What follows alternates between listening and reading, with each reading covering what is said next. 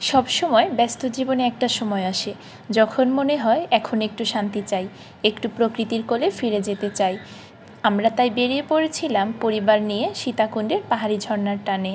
সীতাকুণ্ডের পথে হেঁটে চলা মানেই নতুন কিছু আবিষ্কার করা, গাছের ছায়া, পাখির ডাক আর পাশে প্রিয়জনদের হাসি মুখ। প্রতিটা পদক্ষেপে যেন একটা নতুন গল্প বুনছিল।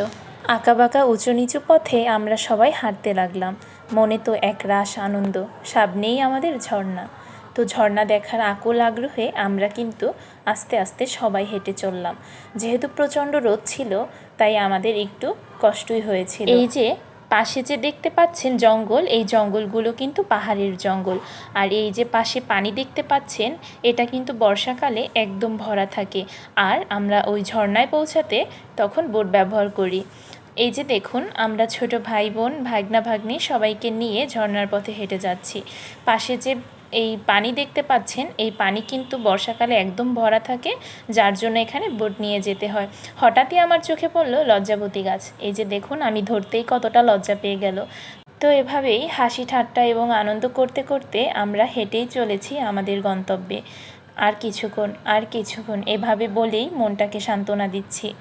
তারপর আঁকাবাঁকা পথ বেয়ে চলতে থাকলাম। প্রকৃতি যেন তার সব সৌন্দর্য ঢেলে দিয়েছে।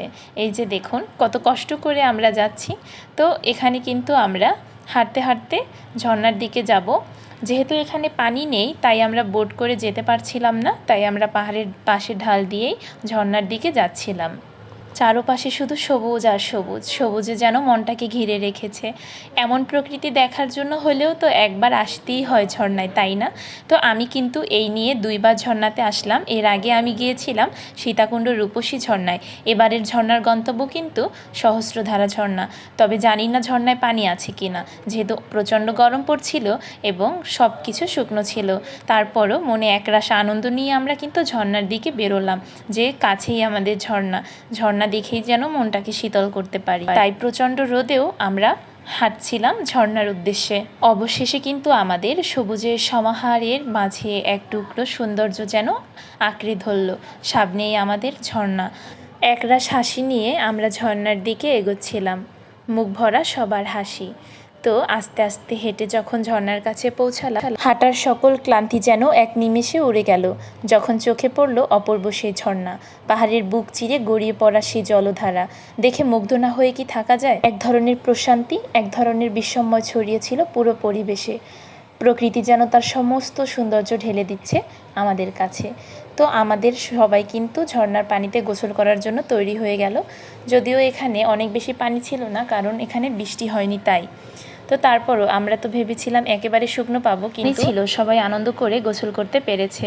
তো ঝর্ণা দেখেই আমার শান্তি। কথায় বলে না, যেখানে পরিবার সেখানে শান্তি, আর যেখানে প্রকৃতি সেখানেই প্রশান্তি।